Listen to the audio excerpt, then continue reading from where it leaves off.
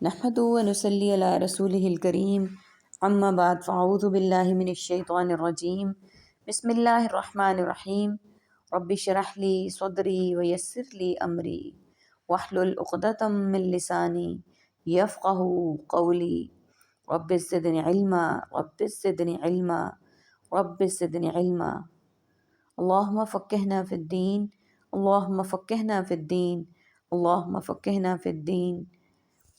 الحمد للہ ثم الحمد للہ۔ 11 رمضان 11 پارہ سٹارٹ کرتے ہیں۔ آلویز میک دعا because Allah can change your life in 1 second انشاءاللہ۔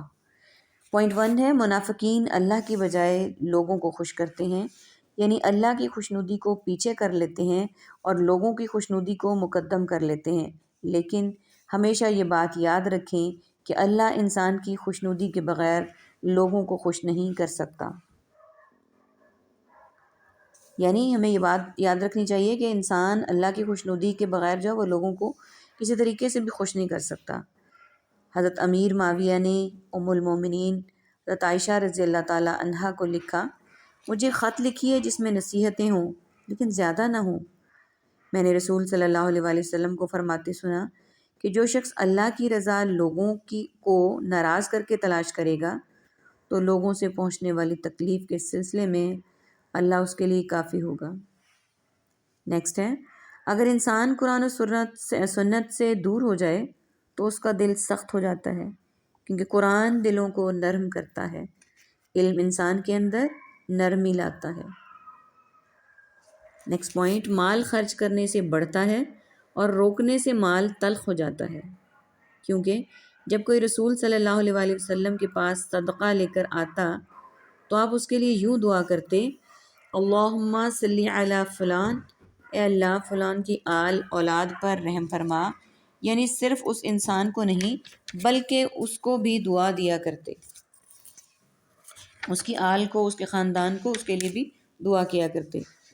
حضرت عبداللہ بن عمر رضی اللہ تعالیٰ عنہ سے روایت ہے، رسول اللہ صلی اللہ علیہ وآلہ وسلم نے فرمایا، جو شخص اللہ کا نام لے کر پناہ مانگے تو اس کو پناہ دے دو، یعنی اللہ کا واسطہ دے کر مانگتا ہے، اور جو شخص اللہ کے نام سے سوال کرے تو اسے عطا کرو، جو تمہاری دعوت کرے اس کی دعوت کو قبول کرو، جو تمہارے ساتھ بھلائی کرے اس کا بدلہ دو، اور اگر بدلہ دینے کے لیے کچھ نہ ملے تو اس کے لیے اتنی دعا کرو کہ تم سمجھو تم نے بدلہ دے دیا ہے۔ ہمیں اپنے طرز عمل میں صحابہ کرام جو مہاجرین ہیں یا پھر انصار بن کر ان کی پیروی کرنی چاہیے تاکہ دنیا اور آخرت میں فلاح پائیں۔ سمرہ بن جندم کہتے ہیں کہ حضور صلی اللہ علیہ وآلہ وسلم نے فرمایا، آج رات 2 آنے والے میرے پاس آئے، انہوں نے مجھے اٹھایا اور پھر مجھے ایک ایسے شہر میں لے گئے جو سونے چاندی اور ہیروں کی اینٹوں سے بنایا گیا تھا۔ وہاں میں نے کچھ لوگوں کو دیکھا جن کا بدن نسبتاً سب سے زیادہ خوبصورت شخص کی طرح تھا جو تم دیکھنے والے ہو، اور نسبتاً اور بدترین شخص کی طرح تھا جو تم نے نہ دیکھا ہو۔ یعنی کیسے لوگ تھے؟ آدھا جسم انتہائی خوبصورت اور آدھا جسم انتہائی بدصورت۔ دونوں فرشتوں نے لوگوں سے کہا، اس نہر کے اندر داخل ہو جاؤ۔ وہ اس میں داخل ہو گئے اور ہماری طرف واپس آئے تو ان سے بدصورتی جا چکی تھی اور وہ بہترین صورت میں بدل چکے تھے، یعنی جو بدصورت حصہ تھا وہ صاف ہو چکا تھا۔ دونوں فرشتوں نے آپ صلی اللہ علیہ وآلہ وسلم کو بتایا کہ جنت عدن ہے، یہ آپ صلی اللہ علیہ وآلہ وسلم کا گھر ہے، اور وہ لوگ جن کا نصف بدن خوبصورت اور نصف بدن بدصورت تھا وہ لوگ ہیں جنہوں نے نیک عمل تو کیے اور ان کے ساتھ برے عمل بھی ملا دیے، تو اللہ نے درگزر کیا اور انہیں معاف کر دیا۔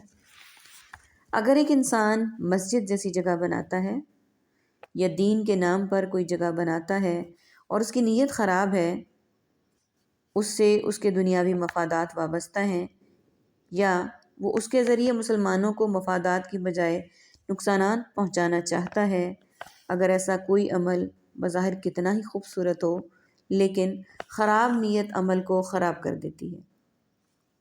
حضرت محمد صلی اللہ علیہ وآلہ وسلم نے فرمایا، جو شخص خوب اچھی طرح وضو کر کے مسجد قباء آ کر نماز پڑھے تو اسے ایک عمرہ کے برابر ثواب ملے گا۔ قاب کہتے ہیں قرآن کو لازم پکڑ لو، کیونکہ وہ عقل کی تیزی اور حکمت کی روشنی اور علم کا سرچشمہ ہے۔ اللہ تعالیٰ ایمان اور عمل صالح کرنے والوں کو ان کے ایمان کی وجہ سے دنیا میں صراط مستقیم عطا کرے گا، یعنی سیدھے راستے کی طرف چلنے کی توفیق دے گا، اور پھر قیامت کے دن جنت کی طرف لے جانے کا رستہ دکھائے گا، یعنی پل صراط کو آسانی سے پار کرا دے گا۔ ابن جنید فرماتے ہیں کہ جب نیک انسان اپنی قبر سے اٹھے گا تو اس کا عمل اس کے لیے ایک اچھی شکل و صورت اور انتہائی اچھی شکل میں سامنے آئے گا۔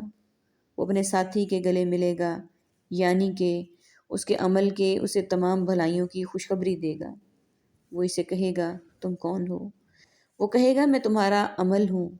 تو وہ اس کے آگے آگے روشنی کرے گا یہاں تک کہ جنت میں لے جائے گا۔ جنت میں جانے تک اس کے لیے روشنی کرے گا اور اس کا عمل ہوگا، یعنی جتنا اچھا عمل اتنا اچھا صلہ، اور کافر کا عمل بہت بری اور بدصورت شکل میں ہوگا، جو اپنے مالک سے چمڑ جائے گا یہاں تک کہ اسے جہنم میں لے جا پھینکے گا۔ اس طرح انسان کے عمل قبر میں بھی اس کے ساتھ ہوں گے۔ آپ صلی اللہ علیہ وآلہ وسلم نے فرمایا، مومن کی مثال اور موت کی مثال اس شخص کی طرح ہے جس کے 3 دوست ہوں۔ ان میں سے ایک اس کا مال ہو اور وہ اسے کہے کہ اپنی چاہت کے مطابق لے لوں۔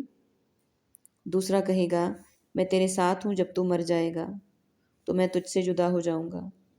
تیسرا کہے گا، میں تیرے ساتھ ہوں اور تیرے ساتھ ہی نکلوں گا۔ پہلا دوست مال ہے، دوسرا دوست اس کی اولاد ہے، اور تیسرا عمل ہے جو اس کے ساتھ ہمیشہ رہے گا۔ ایک اور روایت میں آتا ہے، مردے کے پاس قبر میں ایک آدمی ایسا آتا ہے جس کا چہرہ انتہائی خوبصورت اور جس کے کپڑے انتہائی نفیس ہیں، اور اس سے بہت اچھی خوشبو آتی ہے۔ وہ کہتا ہے، خوشخبری ہے اس چیز کی جو تجھے خوش کر دے، یہ تیرا وہ دن ہے جس کا تجھ سے وعدہ کیا جاتا ہے۔ وہ فوت شدہ آدمی اس سے کہتا ہے، بشرک اللہ خیر، اللہ تجھے بھی خیر کی بشارت دے۔ تو کون ہے؟ تیرا چہرہ کتنا مبارک ہے، تو خیر لے کر آیا ہے۔ وہ کہتا ہے، میں تیرا نیک عمل ہوں، اللہ کی قسم جو کچھ میں جانتا ہوں وہ یہ ہے کہ اللہ کے اطاعت میں بہت جلدی کرتا تھا اور اللہ کی نافرمانی میں بہت ہی سست تھا۔ یہ اس کا بدلہ ہے۔ اول وہ جو اس طرح کہے گا نیکی میں آگے بڑھتا تھا اور بڑائی میں سست تھا، آج ہمارا حال کیا ہو گیا ہے؟ بالکل اس کے برعکس، جو ہم سب کے لیے لمحہ فکریہ ہے۔ اللہ تعالی ہم سب کو ہدایت دے اور ہم سب کو صراط مستقیم پر چلنے کی توفیق عطا فرمائے۔ آمین یا رب العالمین۔ وآخر دعوانا ان الحمد للہ رب العالمین۔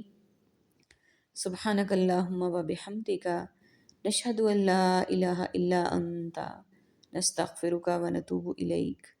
السلام علیکم ورحمۃ اللہ وبرکاتہ۔